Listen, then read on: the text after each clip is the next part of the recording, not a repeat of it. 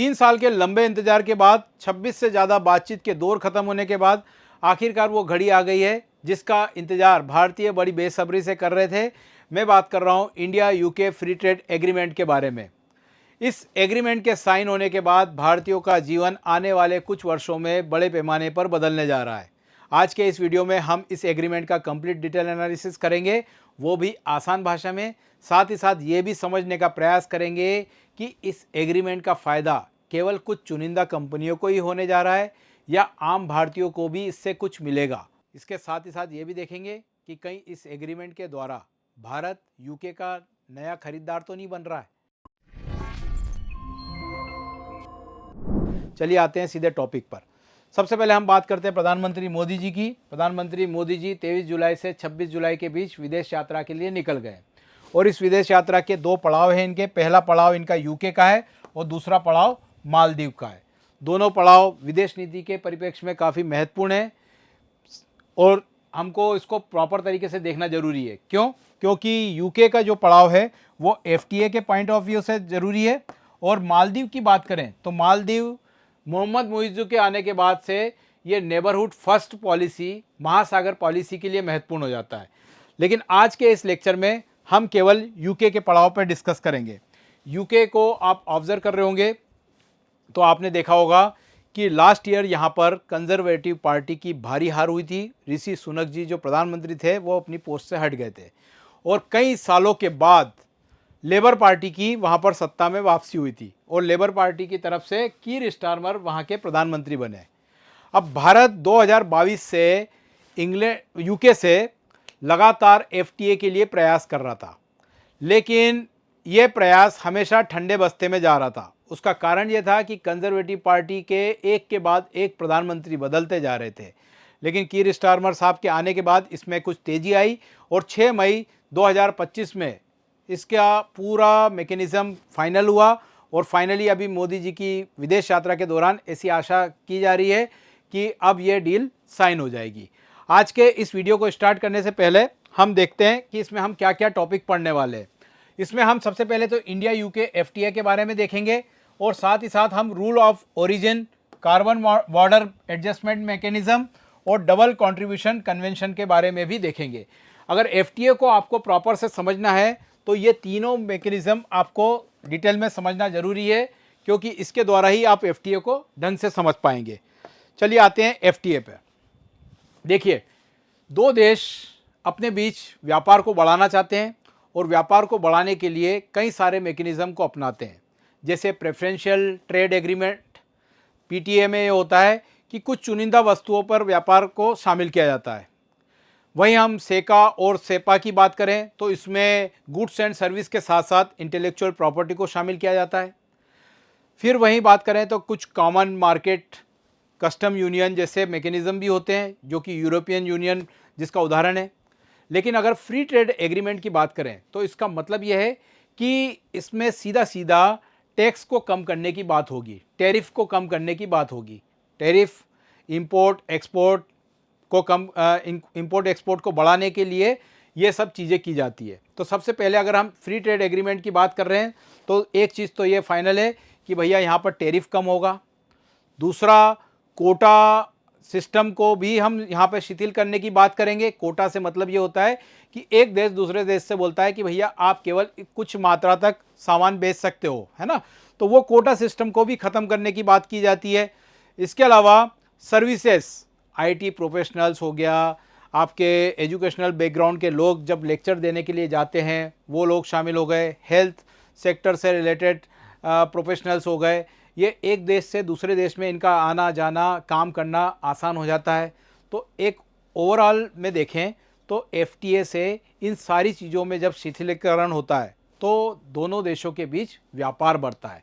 अब व्यापार जब बढ़ता है तो व्यापार बढ़ने के साथ साथ क्या होता है, व्यापार बढ़ा यानी कि अगर हमारा निर्यात दूसरे देश में अगर बढ़ जाता है टैरिफ कम होने के कारण, तो टैरिफ कम होने के कारण क्या होता है कि हमारा सामान दूसरे देश में जाकर क्या हो जाएगा, सस्ता हो जाएगा। सस्ता हो जाएगा तो उसकी डिमांड बढ़ेगी। डिमांड बढ़ेगी तो हमारे जो एक्सपोर्टर है ना, जो निर्यातक है, वो ज़्यादा और सामान प्रोड्यूस करने के लिए प्रोत्साहित होंगे। अब ज़्यादा सामान हवा में तो नहीं प्रोड्यूस होगा, उसके लिए आपको वर्कर चाहिएंगे, वर्कर को आप रोजगार में रखेंगे, रोजगार से फिर उनके पास भी पैसा आएगा, और वो पैसा आएगा तो फिर वो घरेलू मार्केट में कुछ खरीदारी करेंगे। तो ओवरऑल अगर आप इस एग्रीमेंट को देखेंगे तो केवल इंपोर्ट एक्सपोर्ट के नज़रिए से मत देखिए, इंपोर्ट एक्सपोर्ट के द्वारा अर्थव्यवस्था में किन किन क्षेत्रों में मार पड़ेगी और किन किन क्षेत्रों में बूस्टिंग होगी वो आप देखिए, तो आप समझते हैं कि इस डील से भारतीयों का या आम जनता का जीवन कितना सुखमय होने जा रहा है। क्लियर? चलिए सबसे पहले अब डील को आगे बढ़ाते हैं कि इस एग्रीमेंट में क्या क्या चीज़ें फाइनल हो रही है।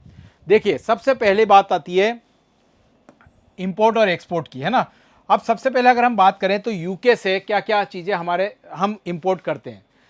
सबसे पहले अगर हम बात करें तो साल्मन मछली, चॉकलेट में कैडबरी चॉकलेट, मोस्ट इम्पॉर्टेंट कई शराब प्रेमियों के लिए कल से देख रहा हूँ कि काफ़ी खुश हो रहे हैं कि स्कॉच विस्की कम हो जाएगी, क्योंकि इस एग्रीमेंट में ये बात की गई है कि अभी तक स्कॉच विस्की पर 150% का टैक्स लगता था, लेकिन FTA साइन जैसे ही होगा तो शुरुआत में ही इसका जो टैक्स है वो 75% हो जाएगा, और फिर 10 सालों में इसको 40% तक करने की बात की जा रही है। किसको? विस्की की बात हो रही है ना।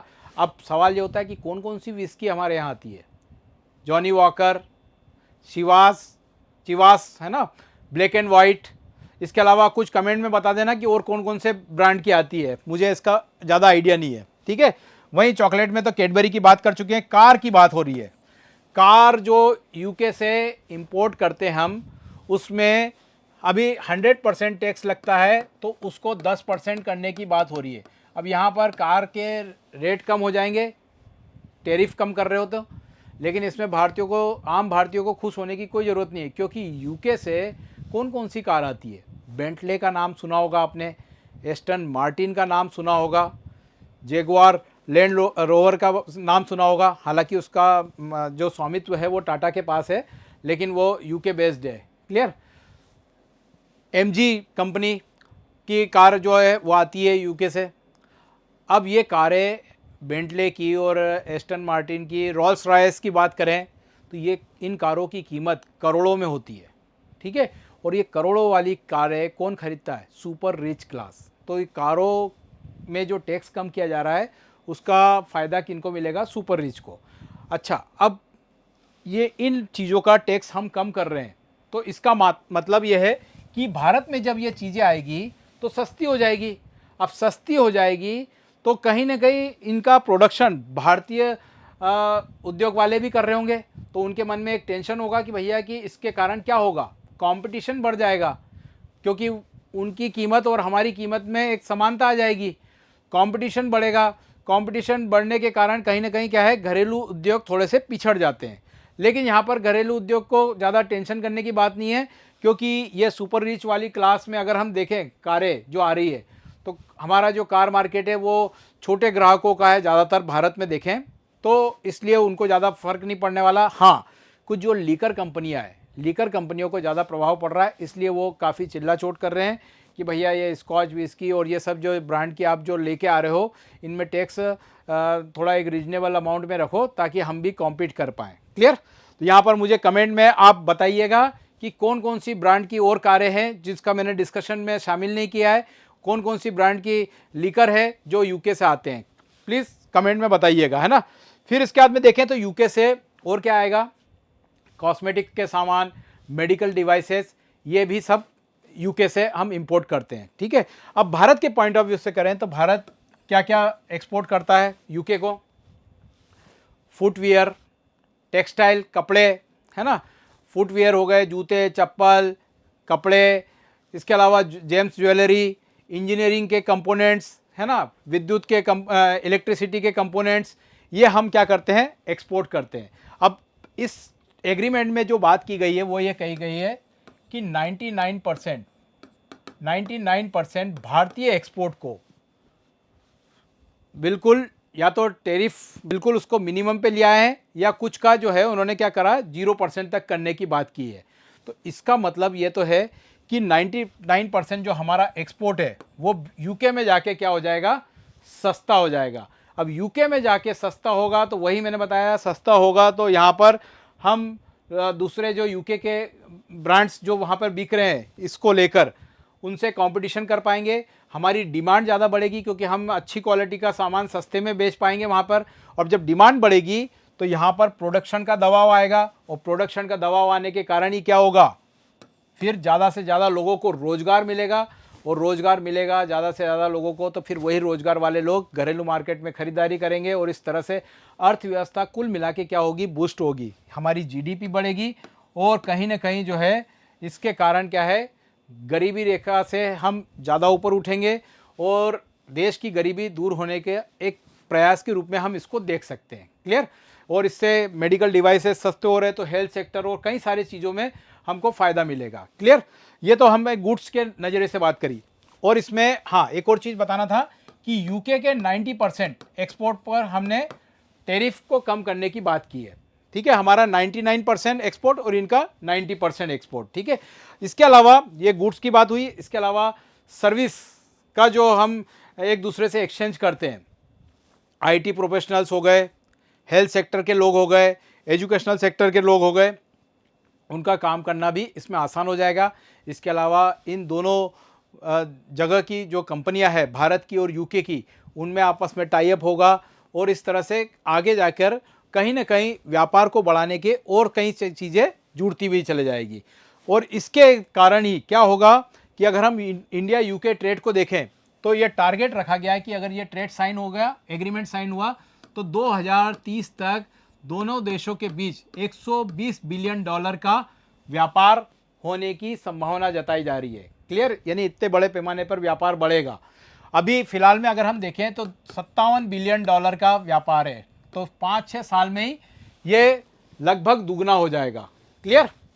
तो ये था फ्री ट्रेड एग्रीमेंट का मोटा मोटा पॉइंट। अब इससे क्या क्या चेंजेस आएंगे ये थोड़ा सा एक बार शॉर्ट में देख लीजिए। टैरिफ में कमी होती है, ये तो आपको मैंने पहले बता दिया है। एक्सपोर्ट बढ़ेगा, नया बाजार मिलेगा, ये भी क्लियर है। फॉरेन इन्वेस्टमेंट आएगा क्योंकि प्रोडक्शन की डिमांड बढ़ेगी, और इसके कारण जो आपका फॉरेन इन्वेस्टमेंट है उसका भी मात्रा बढ़ जाएगी। अच्छा, टेक्नोलॉजी और स्किल्स का एक्सचेंज होगा। जब आप सर्विस सेक्टर में और सब तरह से एक्सचेंज करेंगे तो टेक्नोलॉजी और स्किल का भी एक्सचेंज होगा।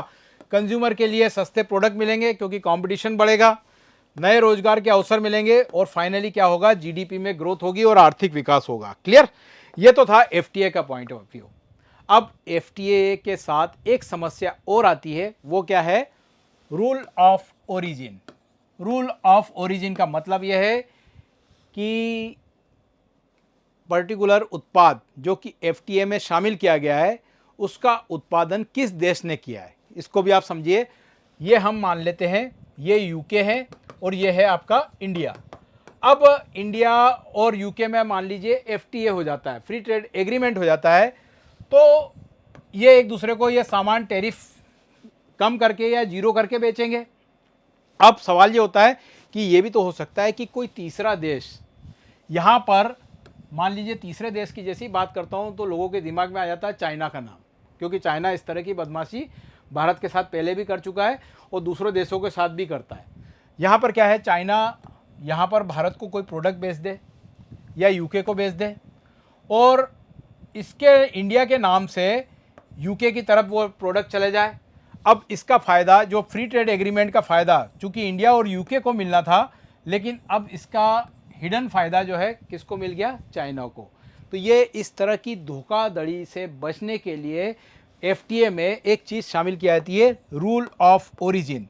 रूल ऑफ ओरिजिन का मतलब ये है कि जो प्रोडक्ट आप बेच रहे हो उसका उत्पादन उसी देश में होना चाहिए। क्योंकि चाइना की अगर हम बात करें तो आसियान कंट्री के साथ भी हमारे इस तरह के ट्रेड एग्रीमेंट हुए थे। अब चाइना क्या कर रहा था, अपने प्रोडक्ट मलेशिया को दे रहा था और मलेशिया से वो प्रोडक्ट घूम फिर के भारत के पास आ रहा था। अब आसियान का साथ हमको जो हम आसियान देशों को जो फ़ायदा देना चाह रहे थे वो हिडन रूप में कौन ले रहा था, चाइना ले रहा था। तो फिर एक कंसेप्ट आया भैया कि हम रूल ऑफ ओरिजिन देखेंगे। अब रूल ऑफ ओरिजिन में दो तरह की चीज़ें देखी जाती है। एक तो देखा जाता है कि कोई प्रोडक्ट किसी देश में उत्पादन हुआ है कि नहीं हुआ। जैसे कि अगर हम गेहूँ चावल बेचते हैं तो उसका उत्पादन उस पर्टिकुलर देश में हुआ है, ये देख लेते हैं, एक तो ये, दूसरा ये है कि अगर कोई देश अलग अलग देशों से सामान लाकर असेंबल करता है ना, जैसे कि उसको हम बोलते हैं सब्सटेंशियल ट्रांसफॉर्मेशन, ये रूल ऑफ ओरिजिन में शामिल होता है कि मान लीजिए भारत है, भारत अगर कोई कंप्यूटर बना रहा है, अब कंप्यूटर बनाने के लिए वो इधर से भी सामान ले रहा है, चीन से भी ले रहा है, ताइवान से भी ले रहा है, सब जगह से ले रहा है, ठीक है, ये एक प्रोडक्ट तैयार कर रहा है। लेकिन यहाँ पर सब्सटेंशियल ट्रांसफॉर्मेशन में ये देखा जाता है कि भारत ने चलो ठीक है दूसरे देशों से प्रोडक्ट मिलाकर बनाया है, लेकिन उस प्रोडक्ट को बनाने में 40% कंटेंट वैल्यू एडिशन जो है वो पर्टिकुलर देश का ही होना चाहिए। यानी कि अगर 40% से कम आपका वैल्यू एडिशन है तो फिर इसको एफटीए में शामिल नहीं किया जाएगा। क्लियर? तो इसलिए एफटीए में रूल ऑफ ओरिजिन का सर्टिफिकेट काफ़ी महत्वपूर्ण हो जाता है। यहाँ पर आपको इसका कंसेप्ट समझ में आ गया होगा। अब इस एफटीए की बात करें तो यहाँ पर एक और भारत को प्रॉब्लम थी, जब 26 दौर की जो वार्ताएं चल रही थी उसमें एक प्रॉब्लम थी कि यूके जो है, यूरोपियन यूनियन के जितने भी देश है वो क्लाइमेट चेंज के प्रति काफ़ी एक बनावटी अपना दिखावा करते हैं, और क्लाइमेट चेंज की तरफ बनावटी दिखावे के जरिए वो क्या करते हैं कि भैया कोई ये यूके है तो ये क्या करते हैं कि दूसरे देशों से जहाँ से भी इनको कोई प्रोडक्ट बेचा जाता है तो ये देखते हैं कि उस प्रोडक्ट को बनाने में आपने कार्बन उत्सर्जन कितना किया। आप अगर कार्बन उत्सर्जन की बात करें तो हम स्टील, एल्यूमिनियम, लोह इस्पात, मेटल के जितने भी प्रोडक्शन होते हैं है ना, उसमें कार्बन उत्सर्जन होता ही होता है। अब जो कार्बन उत्सर्जन कर लेता है वो उत्पाद अगर यूके में बेचा जाता है तो ये एक क्या कर देते हैं, कार्बन टैक्स लगा देते हैं। अब कार्बन टैक्स के कारण क्या है, एक तो आपने टैरिफ लगा दिया, उसके ऊपर कार्बन टैक्स लगा दिया, तो अब क्या हो गया, उससे कारण हमारा जो प्राइस है वहाँ पर बढ़ जाता है और फिर हम उस देश के कंपटीशन से बाहर हो जाते हैं। तो भारत ने एफटीए में ये बात रखा है कार्बन बॉर्डर एडजस्टमेंट मैकेनिज्म, यानी कि इसके तहत एफटीए के तहत इन्होंने बोला है, भारतीयों ने, पीयूष गोयल साहब जो कॉमर्स मिनिस्टर अभी गए थे तो उन्होंने बात रखी थी कि भैया हम जो है इस एफटीए में एक रीबैलेंसिंग मैकेनिज्म को शामिल करेंगे, जिसके तहत ये होगा कि भारत ने अगर कोई प्रोडक्ट बेचा और आप उस पर कार्बन टैक्स लगाते हो तो भारतीयों को उसका मुआवजा मांगने का पूरा अधिकार होगा और उसका एडजस्टमेंट वो किसी और चीज़ में करवा पाएंगे। तो ये एफटीए के पॉइंट ऑफ व्यू से काफ़ी ज़रूरी चीज़ थी। अब ये भी सॉल्व हो जाएगी, कार्बन टैक्स का मामला भी अब सॉल्व होता हुआ दिख रहा है। क्लियर? तो ये था इस पूरे मैकेनिज्म का ताना वाना। ठीक है, अब इसके अलावा एक और चीज़ थी कि वहाँ पर यूरोप में अगर यूके की बात करें तो यूके में कई आईटी प्रोफेशनल्स काम करते हैं, कई हेल्थ सेक्टर के प्रोफेशनल्स काम करते हैं। अब जो प्रोफेशनल्स को वहाँ के जो लोग नौकरी में रखते हैं तो इनके द्वारा क्या होता है, सोशल सिक्योरिटी में कुछ कंट्रीब्यूशन होता है। अब ये सोशल सिक्योरिटी में ये कंट्रीब्यूशन करते हैं तो उस पर टैक्सेशन लगता है। तो इस एफटीए में एक और बात शामिल की गई है कि इनमें डबल टैक्सेशन का मामला सॉल्व हो जाएगा कि अब यह डबल टैक्सेशन नहीं देना पड़ेगा और इसके कारण भी जो आईटी प्रोफेशनल और हेल्थ केयर वर्कर है उनको भारी मात्रा में बचत होगी। तो ओवरऑल अगर हम देखें तो इस फ्री ट्रेड एग्रीमेंट के द्वारा भारत ने कई सारे मामलों को सॉल्व किया है और ऐसी हम आशा करते हैं कि आने वाले समय में ये भारतीयों के जीवन स्तर को सुधारने में एक बड़ा मास्टर स्ट्रोक होगा प्रधानमंत्री मोदी जी का। क्लियर? तो ये था हमारा आज का टॉपिक। अगर आपको वीडियो अच्छा लगा है तो प्लीज़ इसे लाइक करो, अपने दोस्तों में शेयर करिए और प्लीज़ जिस जिस बात के लिए मैंने आपको कमेंट करने के लिए बोला है कमेंट करिए और इसी तरह के अन्य टॉपिक्स को देखने के लिए आप हमारे चैनल को सब्सक्राइब करिए। Thank you. एकमात्र एजुकेशनल प्लेटफॉर्म जो 100% रिफंड पॉलिसी के साथ अपने सारे कोर्सेज अवेलेबल कराता है। तो अपनी प्रेपरेशन को और भी बेहतर बनाने के लिए आज ही अथर्व एग्जाम वाइज के अन्य कोर्सेज परचेज करें। Thank you.